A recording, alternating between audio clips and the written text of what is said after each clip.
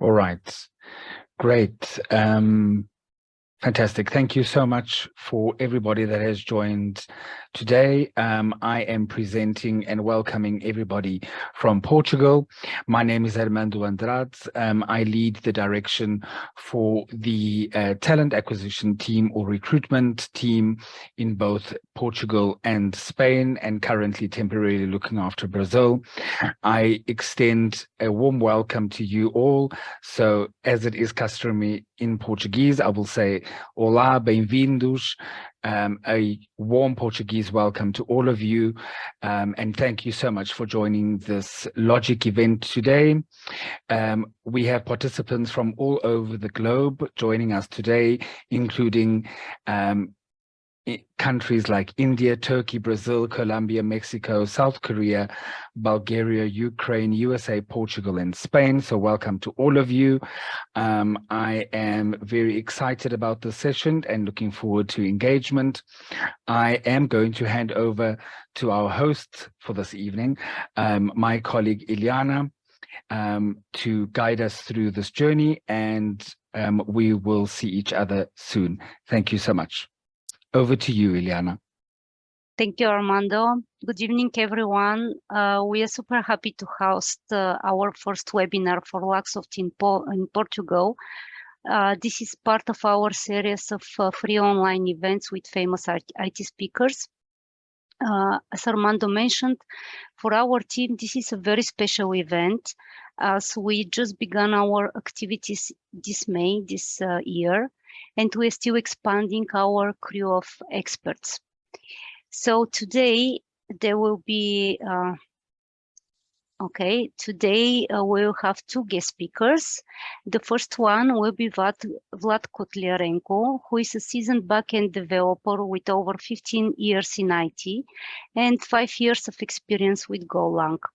Vlad also has skills in other languages such as Java, C++, PHP, and TS. Currently, he is working with microservices, high-load, and IoT services. After Vlad, the microphone will go to Denis Zamyatin. Denis has more than 20 years of experience in software development, development systems, over 10 of which he has spent on training delivery. Today we'll have approximately a 40 minutes presentation, and after Vlad and Denis' speech, you will be able to raise your questions to both of them. Feel free to use the Q&A function at the bottom of your screen to send your questions to our speakers. As revealed in advance, at the end of this event, there will be a game. Don't join it right now because it's still not open. My message to all of you is that please listen carefully what we are saying today, because all of the questions in this game will be related with the content that we are sharing today from all of us.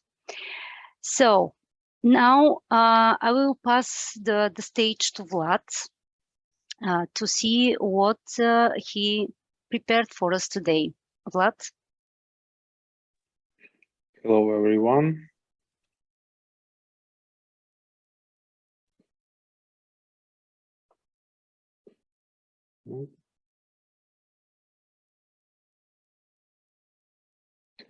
Hello, everyone. My name is Vladislav. I'm a Golang developer, like Ilyana said. With Golang, I'm working about 5 years. Previously, I worked with Python for some time, and with many other languages during my career, depending on the project. Often projects are requiring to work on different languages along with your main language. So today I want to talk about generics in Golang. Generic was a desired feature in Golang for a long time, but because developers of the language decided to keep the language as clean as possible from the legacy, and to keep the speed of the build of the projects and the run of the code as fast as possible. And because interfaces in Golang has impact for garbage collector, as well as some new features might have an impact, they decided to spend more time on development of this feature. So in Science version 1.18, they introduced good generic types, often called in other languages generics, but in Golang they call it generic. And this is very useful feature about which I will tell you next. So what are generics? Generics basically allowing you to, for example, you have a lot of duplicated code functions which are looking pretty same, but under the hood they are doing like using different type of elements. Like one function uses the string, another function uses int, but under the hood it's just a loop, for example. And it like helps you to reduce the boilerplate code and keeps your project more clean and easier to read. So, and first of all, that's like a main word about Golang. Write code, don't design types. So it means that when you're starting the project from scratch, or you write a new functionality in the current project, which exists for some time, and the feature might be big, might not be big, just try to at first design it, write the code, and then you will see what you can improve in this code. And it means that first you write, then you improve. And it's even more related to generics because you don't need to start your project from generics if you're not sure that you need to optimize few functions into one function. And I will show you it sounds how it's in real life in next slides. So when to use generics? Functions that work on slices, maps, on channels, on other element type. So it means you have functions that accept. Often generics are used for types like slices, maps, or channels, but more often it's slice or maps. And when you have few functions, one function just loops through the array of strings and prints the strings, or makes something different with the string, like sends the request, maybe the string underneath is just see something like a body of the request, or it's an array of bytes. It's like marshaled structure to array of bytes. And another function accepts array of ints and also loops through this and makes something. And when you have both, you can combine them. General purpose data structures. And in the brackets, you see when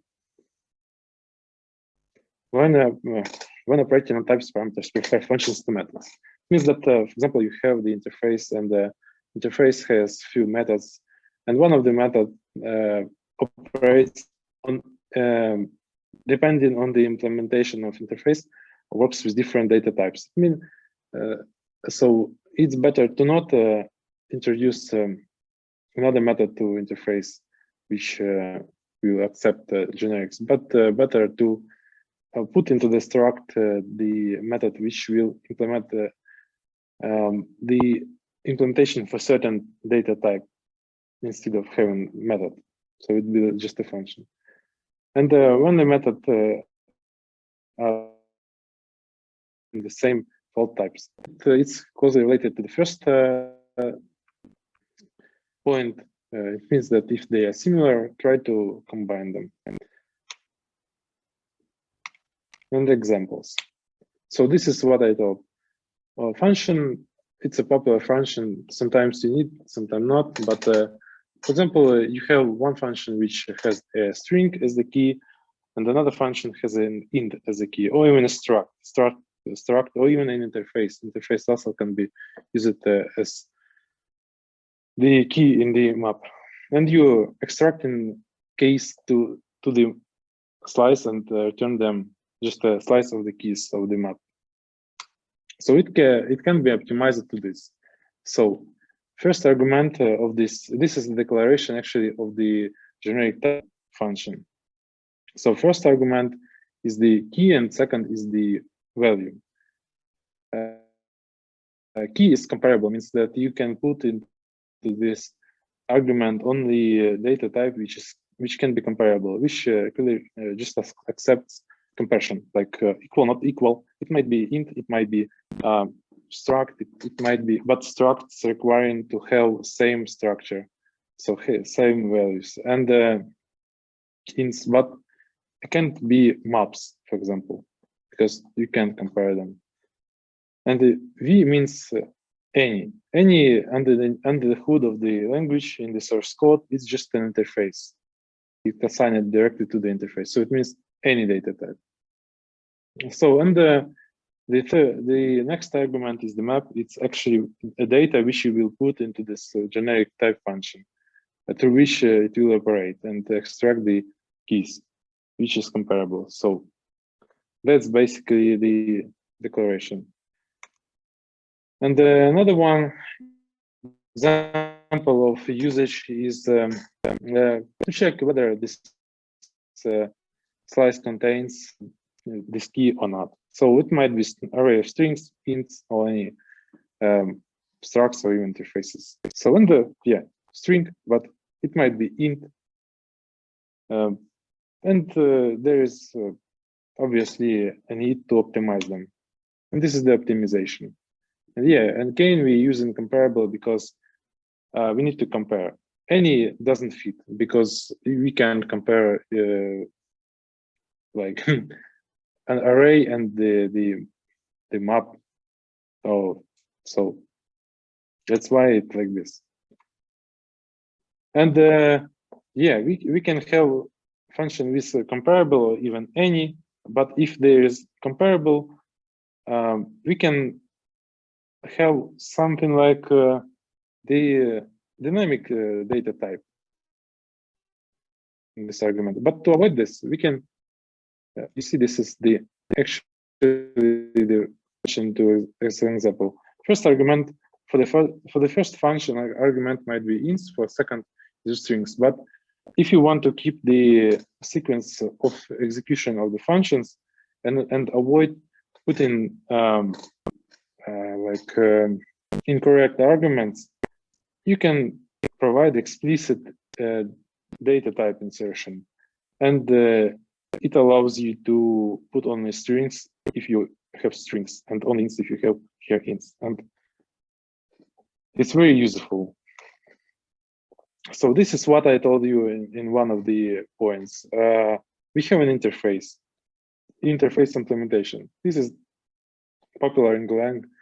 If you want to sort something, you need to have a sort implementation of sort interface for sort interface, which is in source code of Golang. And here is a generic data type. It might be any.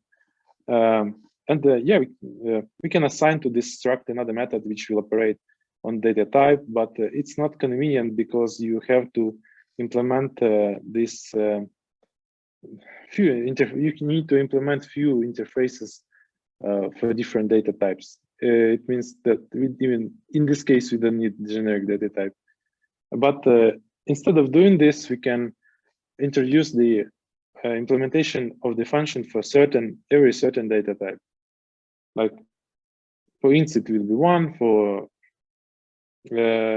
strings it will be different, but if it's more complex structure data types, it needs different implementation.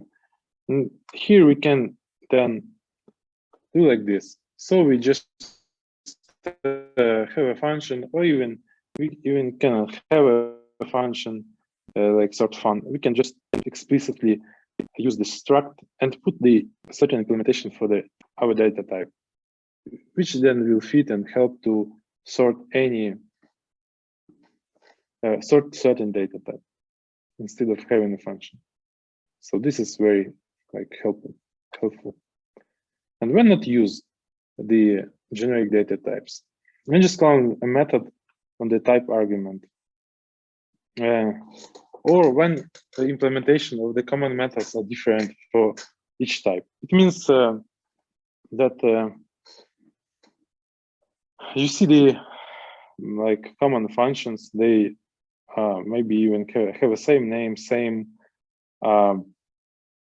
arguments, same output, but it might be different operations. So it's not so similar as they might be. So in this case, better to use not a generic type, but just different functions for different implementations. And when the operation is different for each type, even without a method. It's also related to previous step. Because you can find that this is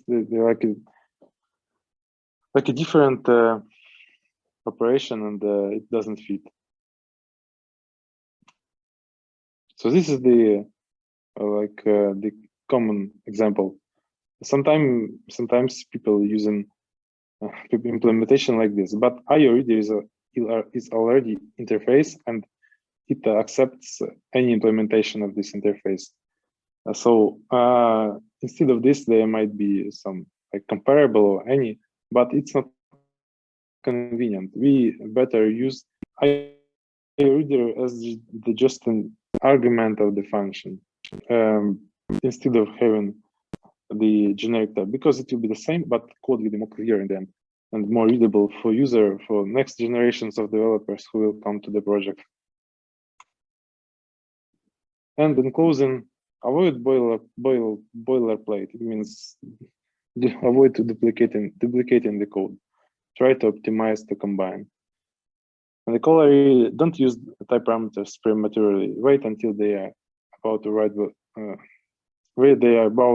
boilerplate. So it means that don't try to prepare everything from scratch. Just wait until it's really neat. It really needs in the project. That's it. Thank you. So, and the next speaker will be Denis Zamyatin. So I'll let you step in. Oh, thank you, Vlad. And good evening, colleagues. Let me start. Let me share my screen. Wait a minute, please.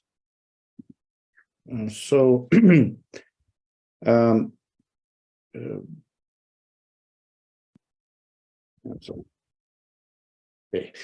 So my speech is going to be about concepts of modern programming in the context of Go. And my name is Denis Zamyatin. You can see that I have more than 20 years of experience in software development. In particular, my experience in Go language is something like 10 years. Maybe you know, the Go language was introduced in 2009, and maybe after the year or so after the moment when it was introduced, I started to use it for solving some tasks. My main field in which I have my experience, it's natural language processing, some machine learning algorithms, and so on.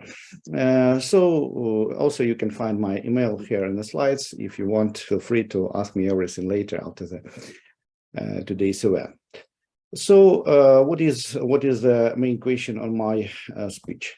I'm going to tell a few words about modern paradigms. Actually, I have a lot of things which I can tell about Go language, I think, but in this case, because I have only 20 minutes, maybe I have enough time to consider some more complicated questions, maybe with some more complicated examples and so on. So in this case, I want to tell a few words about some more common things and in general about paradigms which are supported by Go language. And especially in this case, I'm going to tell a few words about object-oriented programming in Go. It's a very interesting question. If you open some official documentation for Go language, you can find the question if Go is object-oriented or not. And the answer, official answer on this question is yes and no. So we have two options in this case. And in my slides, in my speech, what I want to discuss actually. Maybe I don't want to answer to this question. I don't want to tell if actually Go is object-oriented or not. I just want to tell a few words about if in general, if it's possible to write object-oriented code in Go or not. Maybe everyone knows answer to this question, but if we discuss such things in formal way, I think that it can help to find some maybe some more specific things which can help later to deeply understand the language and deeply understand some basic concepts and so on. So really, Go, Go, it's a multi-paradigm language. It supports a lot of paradigms. We can say that it supports procedural programming, it supports generic modular programming, and also it doesn't have classes, it doesn't have virtual methods like in other virtual object-oriented languages, but I want to say that it is possible to write object-oriented code in Go. And I'm going to, in the next 20 minutes, give some examples and just discuss how it's possible. So, what is object-oriented programming? The main idea of object-oriented programming it is data abstraction. Yes. So, and what is data abstraction? It's a very common common idea, but what is the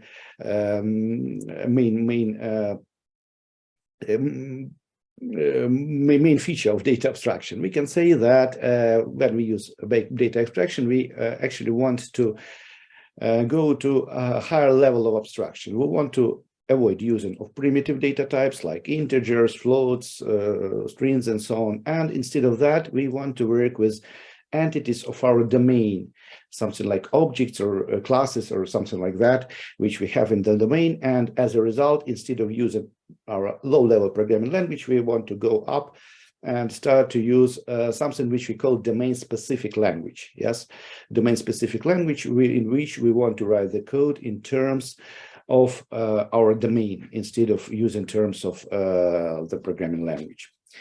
And how all of the things can be achieved, which tools or which mechanisms of the language can be used for that.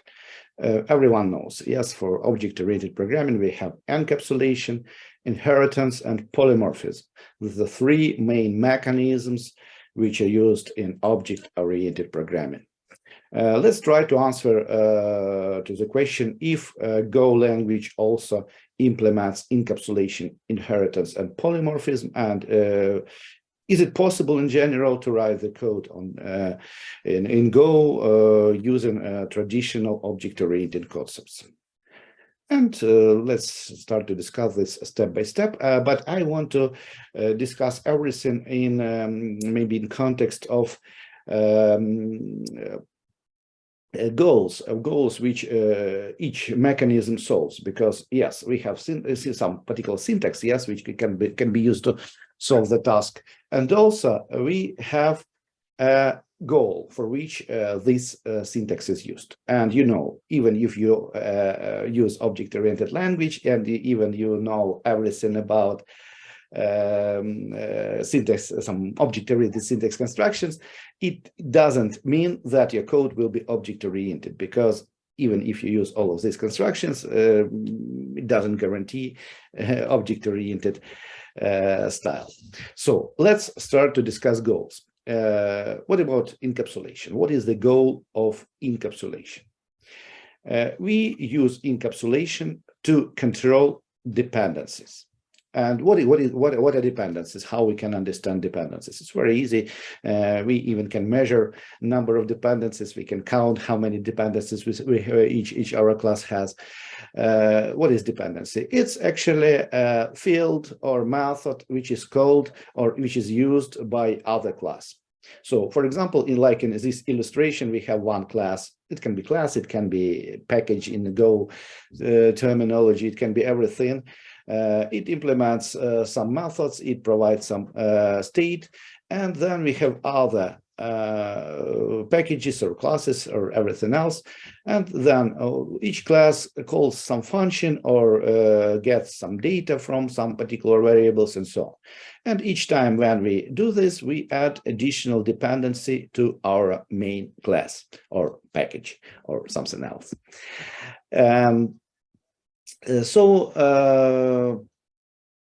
Why dependencies are important and why it is important to control dependencies. Actually, each dependency, it's additional, I can say, additional problem in future, because it's something like a promise. Yes, when we allow someone to use something from our class, as a result, our class will be less flexible. It will be difficult for us to make changes because everyone who depends on this our object should be also changed. So the main idea of encapsulation is to control dependency and to not allow other parts of the code, maybe to not allow to use some details of implementation or something like that. And how we can do this using Go? Yes, so in the left part we have traditional implementation for some traditional languages. In this case, as traditional language, I don't want to say that Go, it is not traditional language, but it's more modern. We are going to talk about modern concepts. So I want to take more traditional language like C++ in the left part of the slide, and in the right part is going to be Go implementation, which allows us to solve the same task. So encapsulation in C++, for example, is implemented on the level of class. Yes, we can define public state of class, private, some also private state of class, some public interface, and so on. In the Go, this level of encapsulation is a package. You know, every part of Go program is located in package, and we can hide some parts of the code in a package and then export some part, make them visible. How all these things are done in C++, for example. In this case, we have three types of access modifiers: private, protected, and private. Private, protected, and public. I'm sorry, the mistake.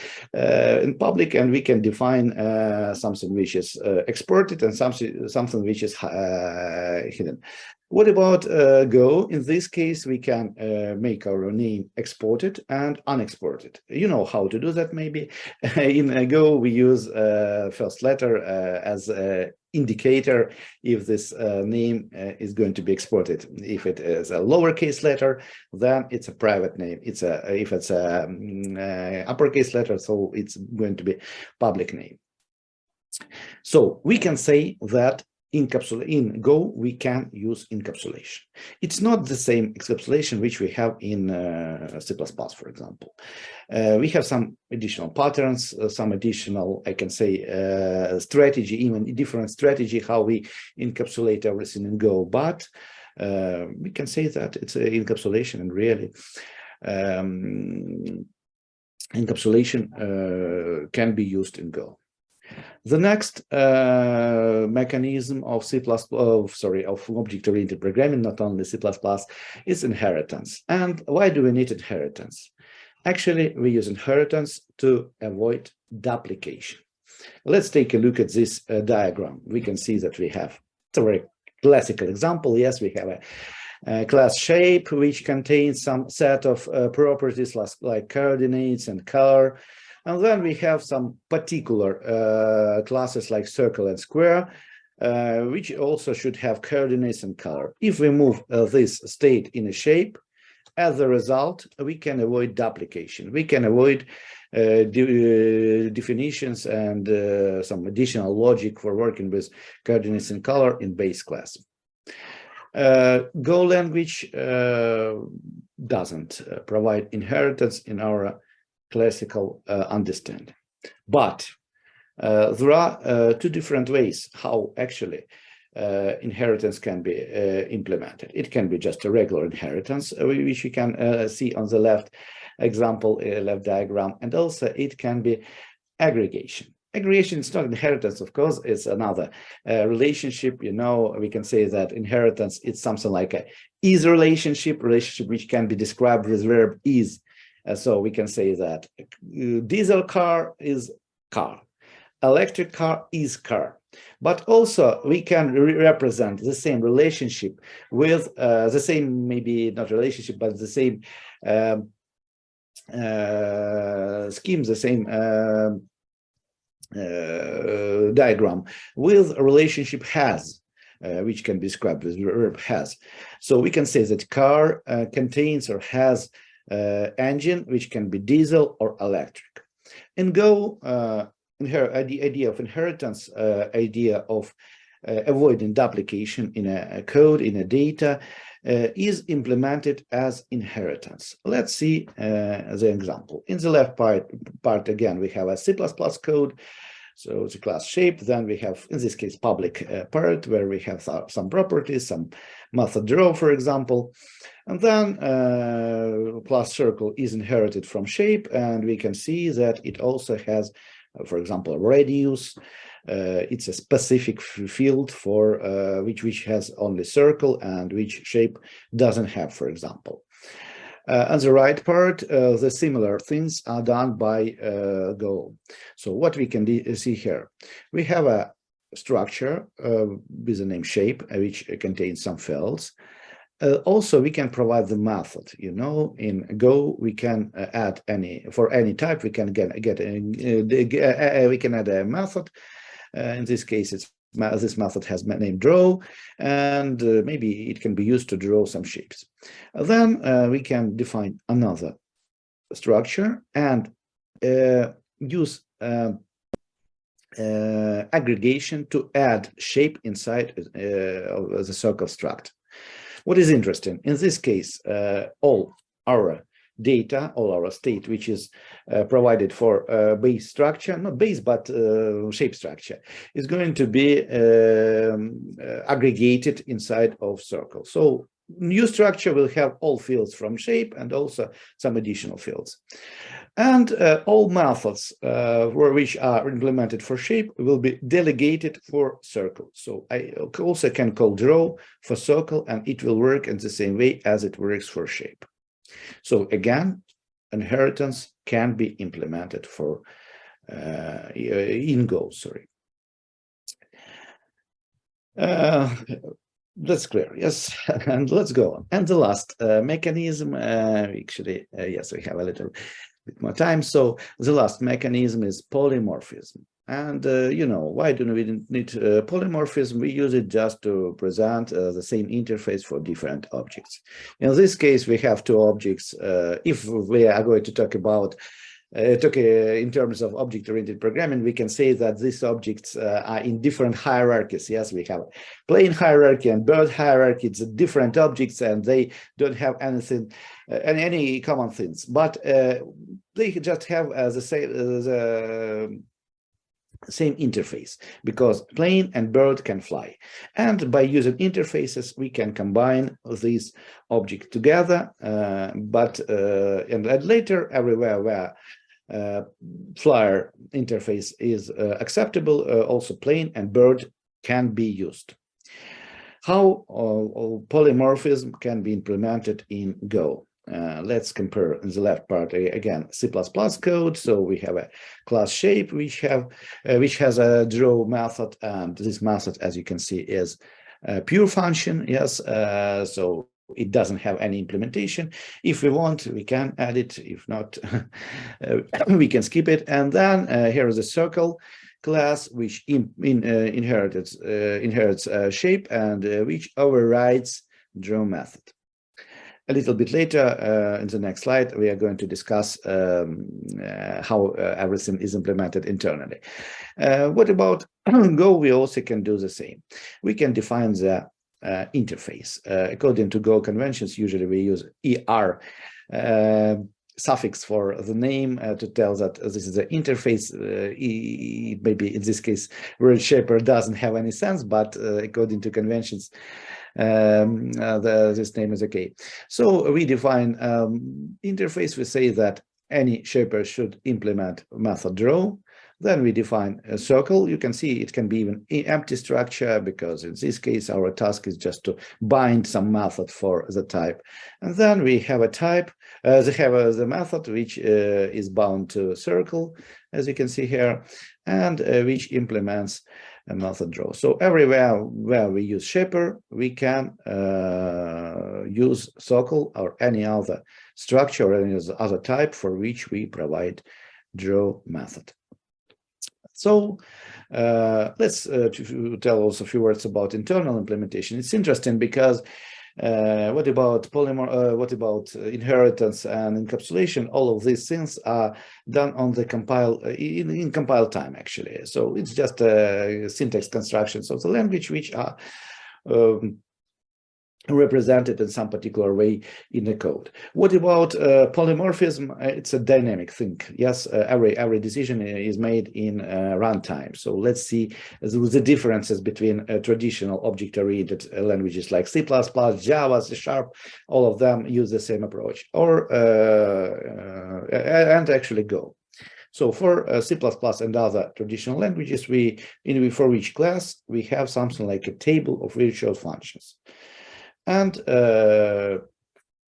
this table contains pointers to implementation of the function. So here is a shape class. It has draw method and getCodes method. In our virtual table, we have link to draw and getCodes in a shape class. In inherited class circle, we have another virtual table.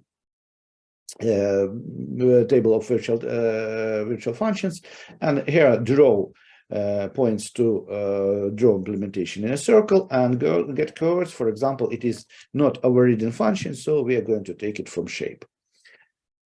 As a result, in runtime, when program executes for each object, we can make a decision what particular method we are going to call.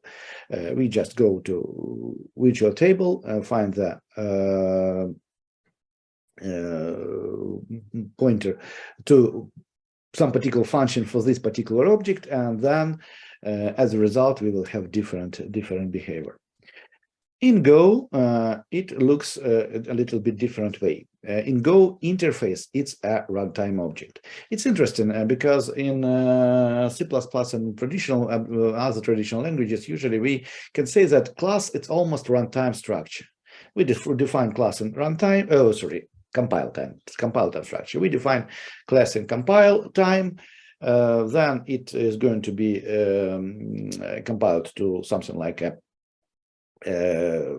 structure in a memory, and then we don't know anything about classes. What about Go? In this case, for the first, each type is represented as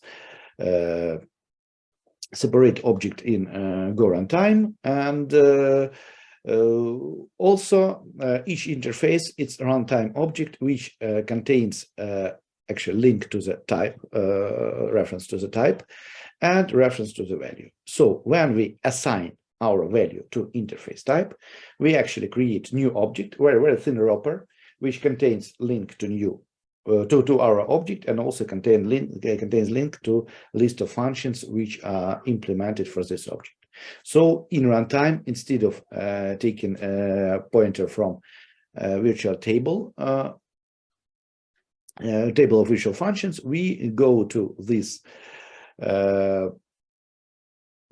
itable, so-called itable, and then we call functions from here. So actually, we can say that also polymorphism can be used in Go, and as a result, if we want, we can write our code in object-oriented style in Go. Another question is, do we need to do that or not? Because you know, maybe 10 years or 20 years ago, everyone can say, everyone could say something like object-oriented programming is only one paradigm which can solve any our problems, and all code should be written in object-oriented style. Now we don't follow this idea. We use different paradigms, and all modern languages like Go, like Rust, like any other, Julia, for example, other languages, modern languages are multi-paradigm languages. So in each case, for each case, we should think about do we need to use object-oriented programming or not? But in general, it is possible to write object-oriented code in Go. Maybe it's time to finish. It seems to me that I even a little bit use a little bit more time. So sorry for that. And colleagues, thank you for your attention. And maybe we can go ahead to question and answer section. Thank you, colleagues. Thank you very much, Denis and Vlad. I hope that our audience listened to you very carefully. Now I will open the Q&A section. We have some questions already here. So the first one is, what level of expertise is needed if I want to join your team? Maybe here Armando could help us. Yeah. Yes, so as we know, in general, there are 5 levels in the developer skill. So traditionally beginner, advanced beginner, intermediate, advanced, and expert. So for now, in the 2 specific locations that we're recruiting for in both Portugal and Spain, we are looking for regular, and that would be or equate to intermediate to advanced. And for senior individuals, that would be an equation of around about advanced to expert. So that is the level of expertise that we are looking to hire. Hopefully that answered your question. Thank you, Armando. So the next one, there's a person that it's not located in Portugal, as you mentioned in the very beginning. So I'm interested to join your team in Portugal, but I don't live in this country. Is it a barrier for me to apply for a job in this case? Okay, I think that is a very important question, and thank you for raising it. So there are certain roles. We've got multiple roles. Just to give everybody an idea, we've got multiple roles. Some of them are not open for global relocation, but some are. I think the barrier here would be it's all based on merit and based on a specific skill and how qualified the individual is in a specific skill and how many years experience you would have. So we would then obviously consider individuals that are not located in Portugal or in Spain as our neighboring country, and we will take it case by case. And I think it's important that that you share your profile, you apply for opportunities, you connect with us. That detail will be shared with you. My colleagues and our global colleagues across the globe that are recruiting for these regions will be able to connect with you and have this discussion. So we definitely welcome your application. Thank you, Armando. So I think the next one is something that I will handle. The question is, are there any onboarding trainings and other trainings available for employees in Luxoft? The answer is yes. We have a very well developed and established internal training center with a catalog with more than 300 trainings available for all Luxoft employees. When a person joins the company, he or she should pass through some mandatory trainings, which are valid for all of us. And later on, it is possible to select from the catalogs different trainings based on the area of specialization. Some of them are done in a virtual classes per groups.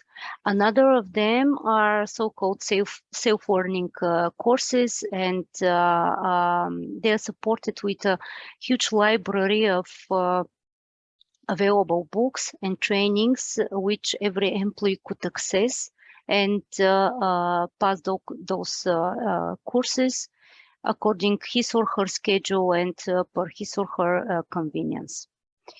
So this question was answered. Okay, we have one more question. I think Armando, you could step in. Are Yes, there so any remote opportunities available for Go developers? yes, so we do have a number of opportunities for Go developers and other developers or other development languages. Would probably give you an overview about this a little bit later. But to answer this question, Mohammed, there are a number of Go dev vacancies available, and you can submit your application online, and we will definitely be in touch. I'm almost certain the team will share how this process works in terms of the application process shortly. I think I can take the next one also, Liana, is what is the company you're recruiting for? So Deepto, if I'm pronouncing correctly, all the individuals that we hire are hired directly as employees of Luxoft, and we then outsource the skill to specific clients internally. So that we will at this point not disclose, but to give you an idea, we hire, we've got over 16,000 employees across the globe, in all continents, and they are all permanent employees in most cases. So hopefully that has answered your question as well. Oh, I think the next one, may I go for it also? Yeah, sure. The stage is yours. Okay, thank you. So in terms of the next question, great question. So what is the work model in Luxoft, in-office, remote, or hybrid? So in this particular region, and I'm specifically focusing on Spain and Portugal, these are two new locations for Luxoft. We currently have a remote-only operation. And I think what is important is that this particular situation from a remote only may change depending on our delivery teams and how they engage with clients. With the COVID pandemic, slowing down to a certain extent in some areas in this particular region, we may in the future require some individuals to visit local offices from time to time. But at this point, we are 100% remote as it is, but that is likely to change in the future. I'm almost certain it's not going to be full-time on-site roles for this region at this point. The next question. Thank you so much, Annabella, for your question. Do you apply other programming language in your businesses in Portugal? And I think that's a great question. Yes. So besides Golang, and again, I just want to thank both our guest speakers today. I think very insightful information was shared. We do obviously have a number of opportunities in software development across different languages, including Java, C#, .NET, C++, Python.NET, and the combination. From a front-end perspective, we've got predominantly Angular that we're looking for. And then if we look at other skills that we currently hiring for, would be Everlock. So Everlock is a core banking software, and we have a number of opportunities there. We've got business analysts, project managers, scrum masters, so QA automation or QA manual or test engineers that we are looking for. And just to contextualize this, in this particular region, we are predominantly looking at our BCM, so banking and capital markets line of business, as well as cross-industry solutions. And the cross-industry solutions include sectors like oil and gas, retail, health tech, dentistry, and the like. So hopefully, again, that's answered the question. Thank you. I think that you answer it in the best possible way. So maybe to give a few more seconds for more questions. We still have Vlad and Denis with us, so I would encourage our visitors to raise their questions. But in case we don't have any more questions, I think that it's time to open the game. And I would like to send sincere thanks to Vlad and Denis for their time today, for being with us today and share those technical details with all of us. And I hope to be able to have them like a guest very soon. By the way, one more question appeared. How should a beginner Golang developer prepare for Luxoft interviews? So Armando, it's again for you, or Yeah, for, so I think maybe Denis or Vlad can also help in answering this question. So to give you an idea, we do run technical interviews after a screening session. And I think at this point, it would be important that Vlad or Denis, whoever wishes to take on the question, just to give our guest here an overview of how that process looks like from a technical perspective. Vlad, Denis, are you comfortable in responding?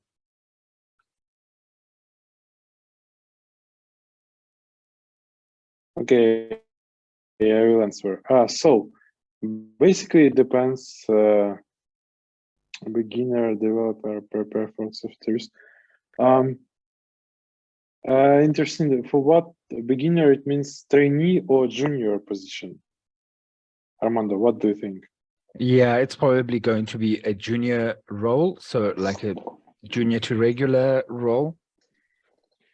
Well, often junior interviews, it's even more, might be even more like different language requires different knowledges. So junior level, it's you need to know Golang basics. You need to know everything about Golang. What data types has Golang? What is interfaces? What is it? So everything. So there is a basic book which you need to read. So if you will read Golang book, write in the Google, you'll find it. You need to read it thoroughly and to know it, like to learn it. Then you will be like good. So it's basic. So also you need to know Docker because Docker is popular technology. But basically you can find something like interview preparation. I think it might take about 2 months to prepare. If you will spend every day about 2 hours per day, I think 2 months will be enough. But so you need to be very, very thorough when you're preparing. And also you need to write some code. You know, you should know how to write, because as many code you write, as more experience you have, and your brain then has more answers without any thinking. It fastly gives you the answers. So 2 months is enough. Then you might have your first interview. It might be not successful, but you can learn from it what you need to like to study a bit more. And but basically the answer is about 2 months. Thank you. Thank you, Vlad. Thank you so much. Over to you, Ileana. Yeah, thank you, gentlemen. So let me mark those questions that are already answered. So we can still wait for a few more if you're interested to ask something our guest speakers today. Or maybe everyone is looking for the game and some awards. I believe so. Okay, so let's open the game part. Definitely, you could reach our team via the social media, and every one of us will come back to you with some particular questions in case right now you are not able or you don't want to raise it during this event. Also, this session is currently on the video recording, so we'll later on post it on our YouTube channel, and everyone could watch it at his or her convenience. So now I will share my screen again. Grab your smartphones because you need them, and just a second. I will invite you to scan these QR codes in order to join our game. Few rules about it. So as I mentioned in the very beginning, all the questions are related to the content you learned today from our guest speakers, from Armando, from myself. So we'll see who listened to us very carefully. You can play from your smartphones. In case you can't do that, you could type right this address that is written on the top of the QR code. So please enter your real name because otherwise we will not be able to find the winners in case you are the lucky one. Each fast and correct answer will earn you 10 points. And you have 20 seconds to answer. If there are more than 2 people with highest numbers of points, there will be a raffle in order to select the 2 lucky winners. Our prizes will be 2 Bluetooth speakers that some of you could grab after this event. So I will stop sharing my screen and we'll start the game. Let me, okay.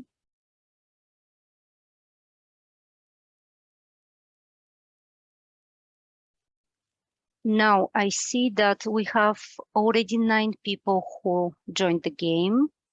I can wait a few more minutes or seconds. We have around, okay, more people could join. A few more seconds for you.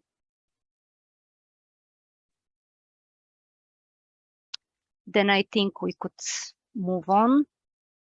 So thank you to all of you who write your names. I like the emoticons that we see right now. Now I will start the quiz and good luck to all of you. Question number 1.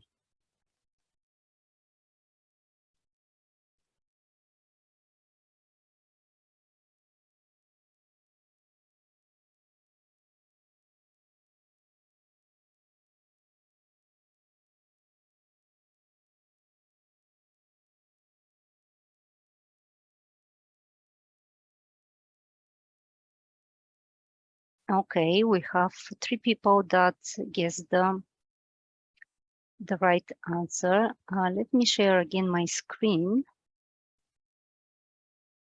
Okay, and then we'll continue. Question number 2.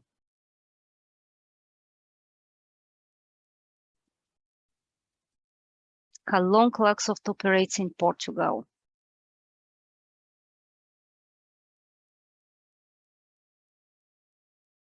Few more seconds.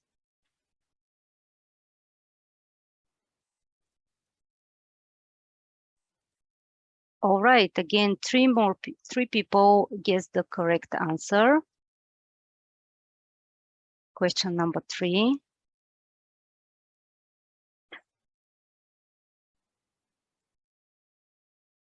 Interface can be used as a key in map. Let's see if this is true or false? I would ask our speakers not to give a hint. Time's up. Okay, good one. Question number 4.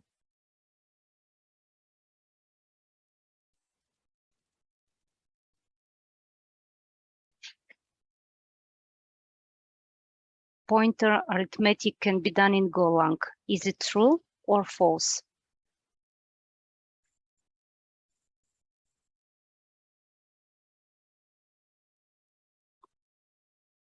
Okay. And few more questions. Type any is an alias for interface type.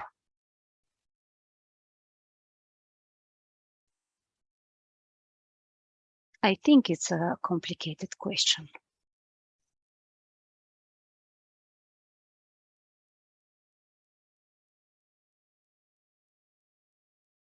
Good. We have correct answers. Question number 6. If machine has 8 reads, then we can spawn only 8 coroutines, not more. True or false?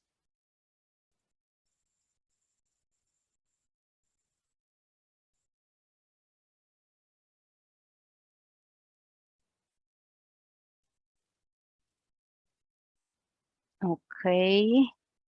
And the last one.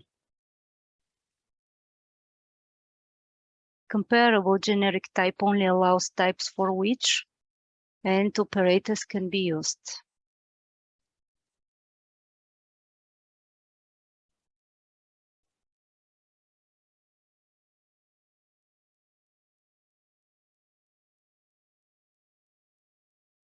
Great.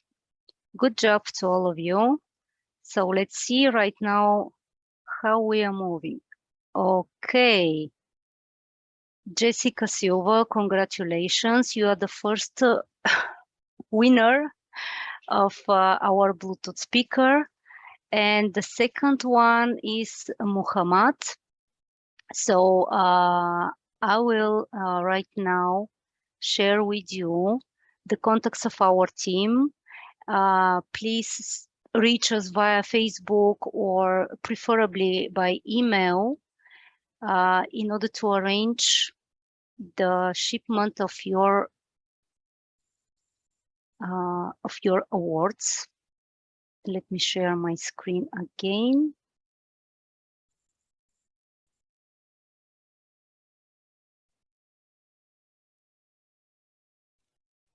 Okay, I hope that you see. You can find us in Facebook, in LinkedIn, in Instagram, in Twitter, and of course, especially for the winners, please drop us an email on this email address. Oops, oh, sorry. And then we'll arrange those awards to be received very soon to you.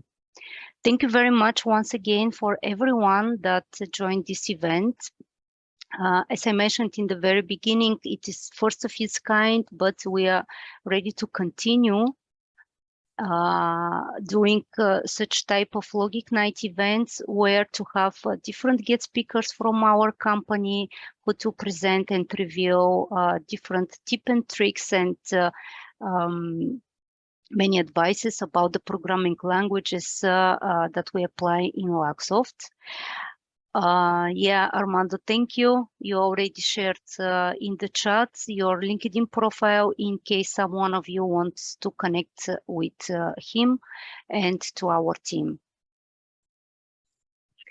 Thank you Iliana, all. thank Yes. you for being a gracious host. Thank you for organizing this with your team, and we really appreciate it. And thank you all for attending. It was really amazing, and well done to everybody. Thank you. Thank you very much to all of you.